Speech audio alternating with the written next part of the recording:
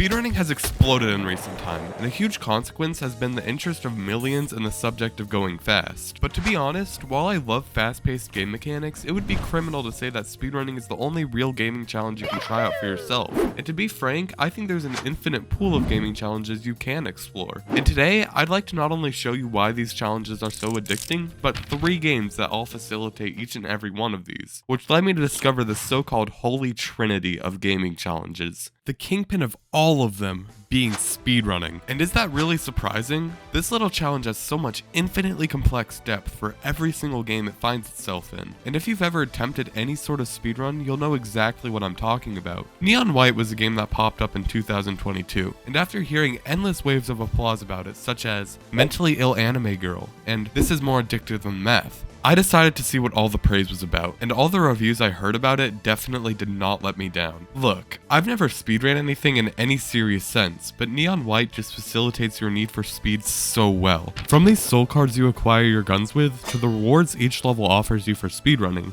everything in this game lends a hand for you to amplify your momentum throughout a level. Every stage is essentially a time trial, and you get a medal depending on how fast you complete it, bronze being the worst and ace being the best. And these medals aren't only just a neat addition for the little collection element they add, but they also help you figure out how to beat the level faster. See, each medal gives you a little reward. There's a little ghost of your past run you could unlock, but also a hint for a shortcut to the level. And when you start getting good at this game, it won't be long until you start making shortcuts of your own to shave off even more time. This game just encourages speedrunning simply by the nature of the utility it provides you, especially considering the identity of these soul cards. You can destroy them for some boost to your momentum, whether that be a quick dash that augments your velocity or a bomb that enhances your speed. Needless to say, you can get extremely creative with all of this. In the words of Donkey, your first attempt might be like a wop wop wop wop wop boom, right? But then your next try is gonna be like a wop wop wop wop boom.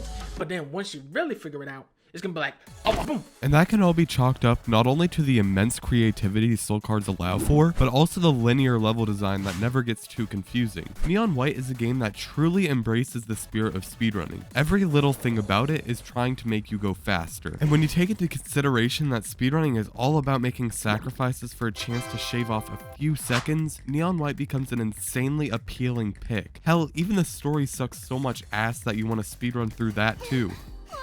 Me too. You're so lucky you don't have big boobs, White.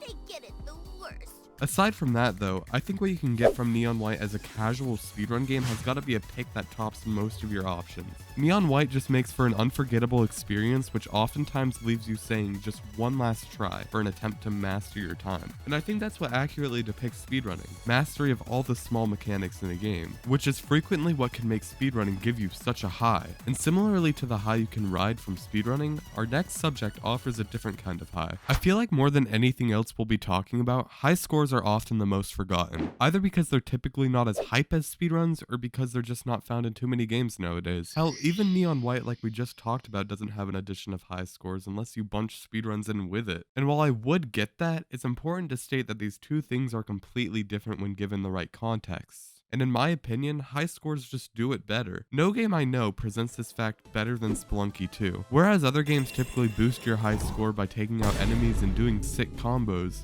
Spelunky embraces its own technique by making capitalism its main selling point. And in my experience with high score runs, it's all about a balance of risk versus reward. There are tens, if not hundreds, of ways this game embraces this concept. But my favorite has to do with these shopkeepers. Every run you'll encounter some shops, and it takes a bit of your gold to buy any of the utility from them, or in other words, it takes a little bit of your score to buy anything. And this is where the fun of high scoring Spelunky begins. If you just so happen to steal from the shop, commit terrorism, assault, or otherwise try and avoid paying in any way, you'll be hunted by all shopkeepers until your dying breath. And when you take into account that shopkeepers drop a healthy sum of gold on death and we're doing score runs, I think you can see where we're going with this. And to be fair, shopkeepers are by all means very formidable enemies, but with how many resources you can harvest by simply pissing them off, it's unparalleled. Not to mention they even guard these vaults that have tens of thousands, if not hundreds of thousands worth of gems. There's also an extremely large emphasis on resource management in this game. In the top left you can see how many bombs and rope you have, and without bombs, your score runs are practically slowed to a halt until you grab some. Without bombs, you can't get into vaults, you can't get gems out of the soil, and whatever else I might be forgetting. In its essence, Spelunky is a game about getting in and reaping a level for all that you can sow. But then the score runs come in and it becomes, how can I Sarbomba this level, commit a mass genocide, please the god of death, and disrespect the dead? There are so many little secret areas and set pieces and other various ways to boost your score. And that's great because if you haven't pieced it together, Spelunky also happens to be a roguelike. What's great about that is that the developers of this game ensured that while every run certainly won't be a contender for world record, every run will give you an opportunity to do a score run due to all these set pieces. There are so many little mechanics in this game that all facilitate high scores so well, and if I went over each and every one of them individually and in depth,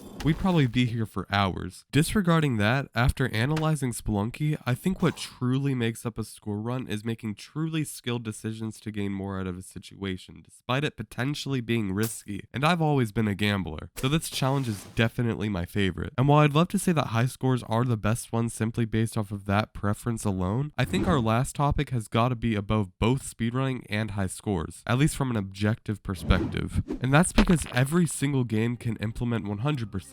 Not only this, but the feeling of completing 100% can oftentimes be described as ethereal. This challenge often maximizes the value you can quench from a game, but it also gives you a ludicrous sense of accomplishment. My favorite example of this is undoubtedly Celeste.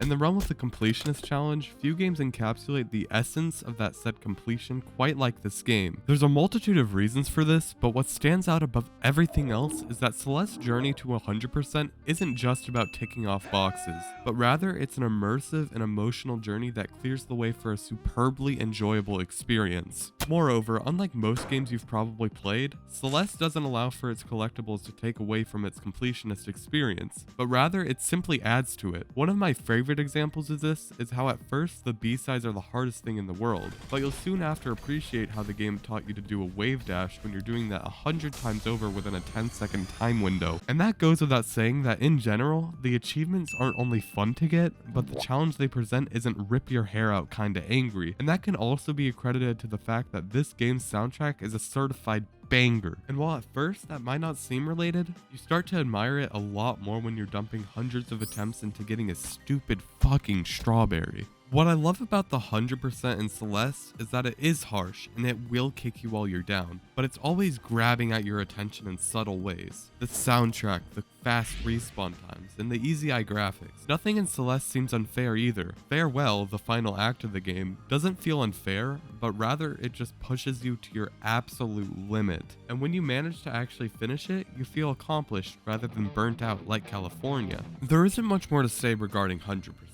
But I think what you can get from Celeste is that your achievements don't need to be flashy, and they also don't have to require me to sacrifice my sanity for Satan for them to be accomplished. They really just need to, make you feel like you achieved something. All in all, each and every one of these challenges can be very beneficial for you to add to your game. While all these challenges are difficult, each and every one of them brings something extremely unique in their own right to the table. In the wise words of famous YouTuber Cream, speedrunning is as fast as possible, high scores are as good as possible, and 100% are as complete as possible. And it's that variety that makes this the holy trinity of gaming challenges. Also, one more thing before I head out, subscribe, please. It helps me out a lot. And with that being said, I'll catch you next time.